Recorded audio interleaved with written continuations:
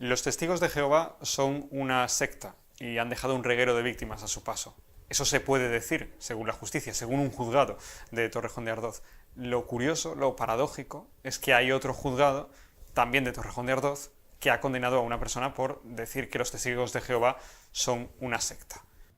Mientras un juzgado de primera instancia determinaba que la confesión religiosa de los testigos de Jehová puede ser considerada como secta y absolvía a la asociación de víctimas de los testigos por este motivo y por considerar que la libertad a la información y a la expresión debe prevalecer sobre el derecho al honor, un tribunal del mismo partido judicial condenaba a la asociación por exactamente lo mismo y obligaba al secretario general de la misma a indemnizar a los testigos con 5.000 euros.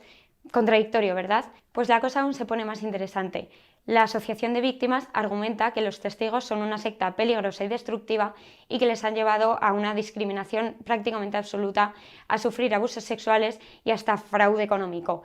Por su parte, los testigos alegan que esto es totalmente difamatorio y que no tiene fundamento alguno.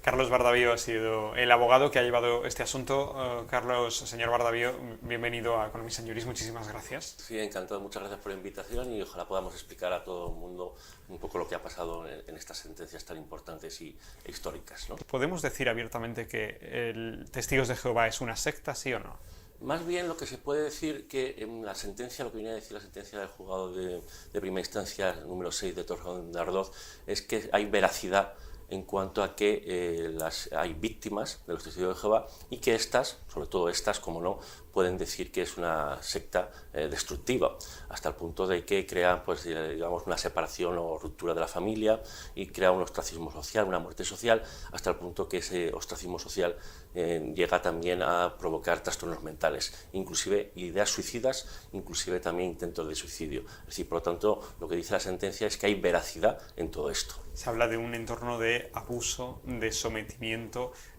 Si leen la sentencia, el relato es brutal y es estremecedor de cómo algunas personas que han pasado por ahí y que se consideran y se sienten víctimas de testigos de Jehová se han sentido y han estado sometidas durante un tiempo muy largo. ¿Cómo llega este asunto a los tribunales? Este asunto llega fundamentalmente porque la confesión religiosa demanda a la asociación de víctimas, a su secretario, a su presidente y al administrador de redes sociales. Es decir, si no hubieran demandado por vulneración, por lo que ellos entendían que era una vulneración de derecho al honor, no hubieran existido estas sentencias que lo que hacen es otorgar veracidad a las víctimas y esa, digamos, capacidad de libertad de expresión y de información de lo que está pasando dentro, cosa que antes las víctimas, por cierto temor y miedo incluso a perder a los familiares que aún quedan dentro, no se atrevían a decir. Por lo tanto, hay que dar ciertas gracias a la confesión religiosa en cuanto a estas demandas interpuestas, porque lo que han hecho es pues, sacar a la luz realmente esa veracidad de lo que hay dentro de la dinámica de los testigos de Jehová. Porque ¿qué peso tiene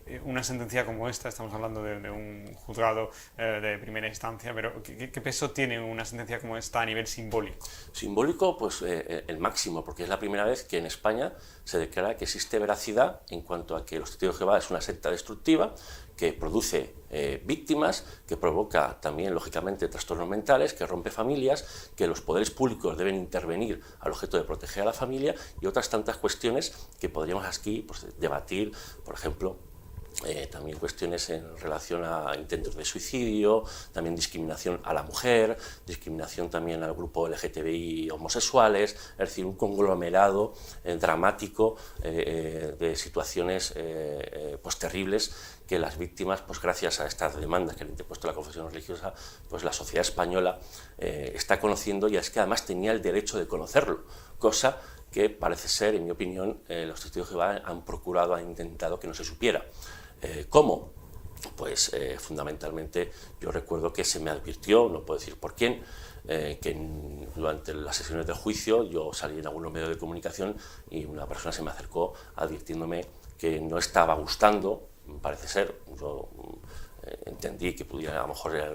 no les estaba gustando lo que yo estaba diciendo y entendí que a lo mejor este mensaje o esta advertencia venía por parte de los testigos de Jehová, es decir, que recibí ciertas presiones al objeto de que no salieran, digamos, ni yo, ni las víctimas, ni mis clientes en los medios de comunicación contando más allá de lo que estaba pasando en el propio juicio, es decir, que es posible que lo más importante de esta sentencia es que la sociedad española sepa esa veracidad de lo que cuentan las víctimas. Se habla de abuso, se habla de hostigamiento, se habla incluso de encubrimiento de delitos. ¿Cómo es que estas acciones no han llegado antes directamente a un juzgado de instrucción? Claro, esto es muy difícil de explicar y de comprender, pero para hacer un símil, cuando una persona abusada, sobre todo si es niño, tarda muchos años en denunciar. Esto es algo muy parecido. Cuando alguna persona, un testigo de Jehová que ha sido abusado sexualmente, ha ido a denunciarlo, siendo menor de edad, a sus padres, o los padres lo han denunciado directamente a los ancianos, que es la autoridad religiosa, y esto, según dicen las víctimas, les animan a no denunciar o a dejarlo en manos de Jehová, esa autoridad religiosa frena mucho la capacidad de denuncia. Además, también hay una norma que en los testigos de Jehová, en un libro semisecreto, que se llama el libro Pastor en el Rebaño, que exige 2 testigos oculares, cosa que conocen los demás miembros, para poder denunciar abusos sexuales o violencia de género.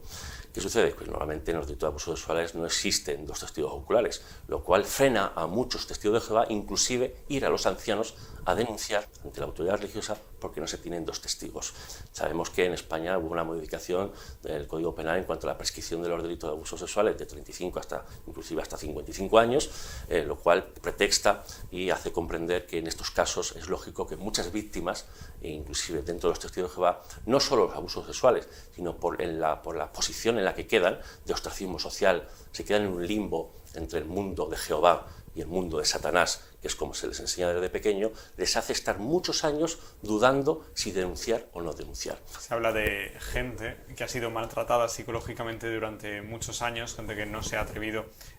quizá por vergüenza, por estigma, por la presión social que ejerce el grupo, a dar ese paso. ¿Cómo se ha conseguido que venzan el miedo para presentarse en un juicio como este? Porque fundamentalmente la mayoría de víctimas que han venido a declarar al juicio, que son aproximadamente unas 70, 35 españolas y 35 del extranjero, hablo de extranjero de Estados Unidos, México, Dinamarca, Alemania, Francia, son víctimas que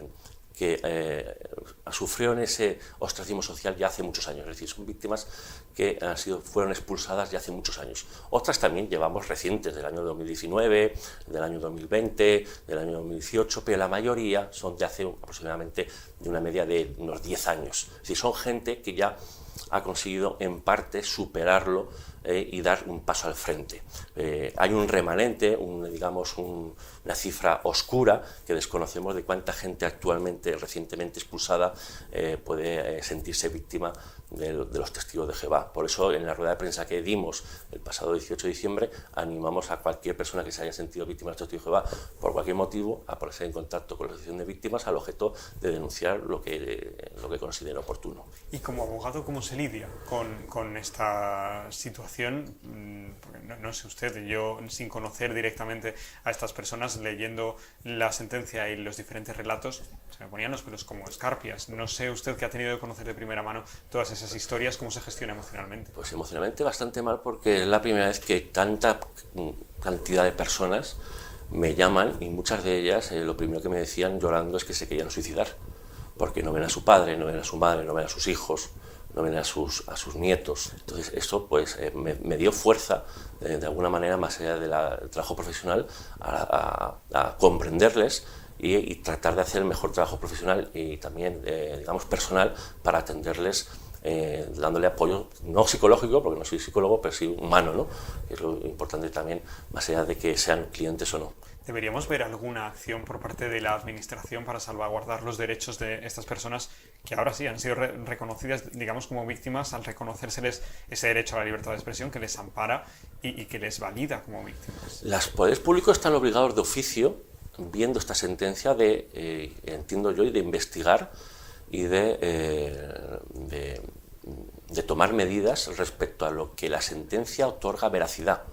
que son todas cuestiones que están rayando el delito. Inclusive la propia sentencia dice que algunas de las manifestaciones de las víctimas son claramente delictivas.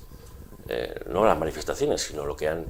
sufrido. Esperemos que el Fiscal General del Estado, el Ministerio de Presidencia y de Justicia y los poderes públicos actúen al objeto de conocer lo que está pasando. Una vez que se ha conocido esto, ¿usted o su despacho se ha planteado, de común acuerdo con alguna de las víctimas que han participado, llevarlo por otra vía? Es decir, con respecto a conductas concretas, ir ahora por lo penal y que se investiguen determinadas conductas que no hayan prescrito. A mí muchas de las manifestaciones de las víctimas me parecen que son dignas de estudio en el ámbito penal, dignas de estudio. No digo si son constitutivas de indicios, porque haría falta un trabajo más pormenorizado, pero sí que hay que escuchar a las víctimas y sí, tal y como ya tengo datos que me llevan a pensar, y así me lo dice la propia asociación, que muchas personas ya se han puesto en contacto, hablo de decenas de personas con la asociación para denunciar de alguna manera, no sabemos si penal, civil o administrativamente, pues una vez que se recaben esos testimonios y esas pruebas, pues se meditará cuál es la mejor acción legal para emprender. Veremos la que corresponda. No estamos obsesionados, ni la asociación, ni mucho menos, en acabar con una entidad religiosa o con la libertad religiosa, sino todo lo contrario. Es decir, lo que hay que hacer realmente es poner freno a aquellas personas que abusan de la libertad religiosa para causar daños y aprovecharse de víctimas amparándose supuestamente por la libertad religiosa. Una cuestión muy distinta que atacar la libertad religiosa. Tenemos este pronunciamiento, y lo comentaba Sara en plató hace unos minutos, tenemos otro pronunciamiento de otro juzgado del mismo partido judicial que, aunque comparte en esencia algunos de los fundamentos y el relato y demás, acaba condenando al secretario de esta misma organización de víctimas de los testigos de Jehová a pagar 5.000 euros precisamente por utilizar la palabra secta. Desde fuera a uno esto le resulta chocante. La sentencia contra el secretario de la asociación, Enrique Garmola, es una sentencia que tiene inclusive puntos muy positivos, diría que el 97%, porque los testigos de Jehová pedían 13 cosas y se les concede solamente una. ¿Qué cosas pedían los testigos de Jehová? Que se declarase vulneración de derecho al honor por decir que se encubren a abusadores sexuales, que los testigos de Jehová mienten ante los tribunales, que existe ostracismo social, trastornos psicológicos, ideas suicidas, se rompe familias. En todo eso hemos ganado. Sin embargo, la sentencia, a pesar de decir que existe ostracismo social, es decir, muerte social practicada por orden de los testigos de Jehová, y que esto, lógicamente, dice la sentencia, provoca trastornos mentales, la sentencia llega a la palabra secta y dice, y lógicamente, en mi opinión, y bajo una incongruencia interna en su propio razonamiento, en que no se puede decir que es una secta destructiva. Bueno, nosotros pensamos, y así lo hemos puesto en el recurso de apelación, que si un grupo, como dice el diccionario de la Real Academia de la Lengua Española, ejerce un poder, digamos, carismático, absoluto sobre sus miembros en cuanto a las reglas internas, y que además se separa de otro grupo, como se escindió este mismo de los evangelistas, pues que menos que decir que puede constituir sociológicamente una secta por su propia separación y ese poder sobre sus propios miembros, y dos, destructiva porque el propio juez reconoce que se causan trastornos mentales a través del ostracismo o muerte social. Se ha recurrido esa sentencia, se ha recurrido también la que ustedes han ganado, según nos comunican desde la otra parte, que ha sido invitada. Los testigos de Jehová han sido invitados a estar también en este espacio y su abogado defensor, pero han declinado de momento esa invitación a estar aquí en Economía San Juris, como lo está haciendo usted o como lo va a hacer un magistrado en unos minutos. ¿Hasta dónde cree que puede llegar esto? Porque cabe recurso, lógicamente. Pues esto son muchos años. En verdad, cualquier jurista sabe que lleve cierto tiempo en la práctica judicial, que nos vamos a 5, 6, 7 años de procedimientos, porque son 4 casos. Al final los testigos de Jehová pusieron 4 demandas que se ganen o se pierdan, pues una u otra parte la va a recurrir en apelación, llegaremos hasta las más altas instancias españolas, evidentemente, si se pierde o pierden ellos, y luego al Tribunal Europeo de Derechos Humanos. Es decir, ahí va a ser el fin de todo esto, y como sabemos, pues el Tribunal Europeo de Derechos Humanos está colapsado y tardará lo que tenga que tardar. Yo creo que esto realmente es un favor que ha hecho la confesión religiosa, puesto que cada vez que recurran, más víctimas van a querer hablar, más pruebas vamos a poder aportar, como estamos haciendo en los recursos de apelación, en ese caso concreto del caso del secretario de la Asociación Española. Porque estábamos hablando de la sentencia que ustedes han ganado, de la sentencia del secretario, pero esta misma semana han recibido ustedes otro fallo. Ayer mismo, día 9 de enero, a las 12 de la mañana, 2 de la tarde, me llega la sentencia, una sentencia también histórica y también pionera, que dicta la misma jueza, Raquel Chacón, del juzgado de primera instancia número 6 de Torrejón de Ardoz, la misma jueza que dictó la sentencia a favor de la asociación de víctimas, y que viene esa sentencia a favor en contra de los testigos de Jehová, declara nuevamente la libertad de expresión y de información, en este caso del administrador de redes sociales, Gabriel Pedrero, en cuanto a que es una secta extremista y destructiva, en cuanto a que se producen víctimas, los mismos argumentos, pero declaran otras víctimas, pero hay unos puntos muy significativos y más contundentes en esta nueva sentencia que se dictó y mejor dicho, se publicó ayer. Y es que hay un vídeo de un antiguo miembro del cuerpo ordenante, y cuando digo antiguo miembro del cuerpo ordenante me refiero de hasta hace pocos meses, Anthony Morris, en donde enciende una cerilla deseando la muerte a los apóstatas y a cualquier persona que no sea testigo de Jehová. Es decir, es como si fuera un papa, como si el papa saliera deseando la muerte a quien no fuera católico, y que para que mueran en Armageddon, etcétera, etcétera. Pues ese vídeo, según la jueza, constituye indiciariamente un delito de odio. Otros elementos que dice la sentencia de forma novedosa es que los testigos de Jehová, cuando se bautizan, que suele ser en la pubertad, con 14 y 15 años, no conocen exactamente las consecuencias de la entrada, es decir, no conocen todas las normas de cumplimiento que van a tener que realizar y que no conocen en profundidad las consecuencias de la pertenencia a los testigos de Jehová ni su expulsión a través de lo que es luego el ostracismo o lo que puede significar el ostracismo, que es perder a tu familia y que puede provocar trastornos psicológicos. Pues Carlos Bardavío, muchísimas gracias por habernos acompañado en Economist and Jurist y por haber explicado esta situación y este proceso que sin duda ha sido complejo y que seguirá dando de sí seguramente también aquí en Economist and Jurist. Un placer. Igualmente, muchas gracias por todo. Hasta luego. Pues magistrado Edmundo Rodríguez, muchísimas gracias por estar en Economist and Jurist. Muy buenas tardes, sí, muchas gracias. Muy buenas tardes. Estamos hablando con usted porque queremos conocer cuál es su percepción y su apreciación acerca de la protección de la libertad de expresión en un país como el nuestro. Es verdad que en los últimos años hemos asistido a diversas sentencias en las que este tema ha sido objeto de la polémica y en los foros más jurídicos hemos hablado de la prevalencia o del blindaje que debe tener un derecho esencial como la libertad de expresión cuando se enfrenta o cuando puede colisionar con otro tipo de derechos como el derecho al honor o a la libertad religiosa. ¿Cuál es su percepción en este momento? Bueno, yo creo que estamos en una situación en la que el marco jurídico en el que nos desenvolvemos, tanto porque España pertenece y ha suscrito al Convenio Europeo de Derechos Humanos y allí hay una regulación específica en su artículo 20 que garantiza la protección del derecho esencial a la libertad de expresión, como porque en nuestra Constitución también se establece una regulación tuitiva de este derecho. Estamos en una situación en la que en general está amparándose situaciones en las que puede entenderse que el conflicto que pueda surgir entre este derecho a la libertad de expresión y otros que puedan chocar con él, como el caso de la libertad religiosa, el derecho a la información y sobre todo el derecho al honor, pues lo que determina es que los tribunales estén aplicando de forma rigurosa una protección de ese derecho a la libertad de expresión con los límites que nos han venido estableciendo en general la jurisprudencia nacional, también la jurisprudencia constitucional y sobre todo el Tribunal Europeo de Derechos Humanos. Magistrado, podemos decir que ahora existen dos corrientes. Hay una corriente que, aboga por una despenalización o incluso una flexibilización de esos límites o restricciones que aún siguen existiendo para la libertad de expresión. El Tribunal Europeo de Derechos Humanos se ha tenido que pronunciar en alguna de las ocasiones señalando que entraban dentro del campo de protección de la libertad de expresión algunas conductas que habían sido objeto de condena en nuestro país, incluso avaladas por el Tribunal Constitucional. Y luego, sin embargo, hay otra corriente que aboga por ser incluso más duro, más estricto, por no despenalizar determinadas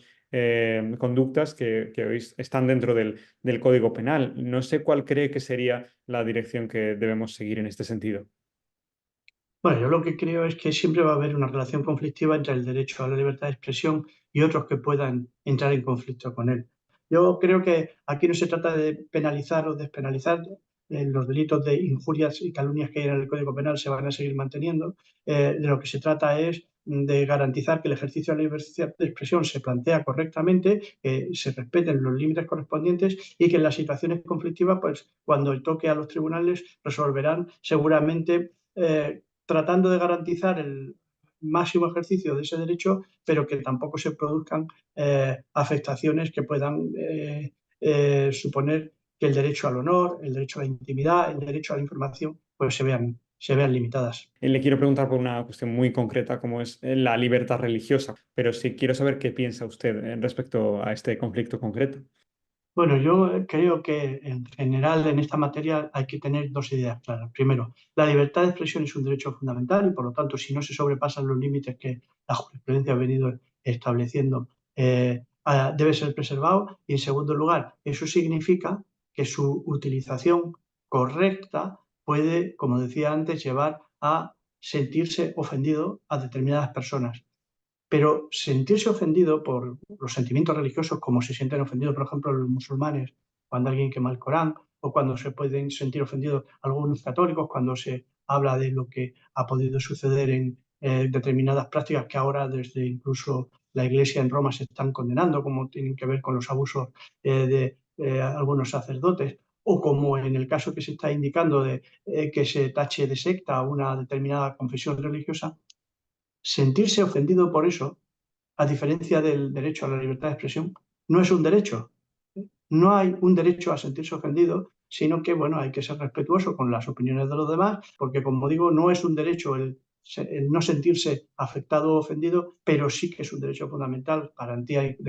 del funcionamiento de cualquier sociedad democrática, el derecho a la libertad de expresión.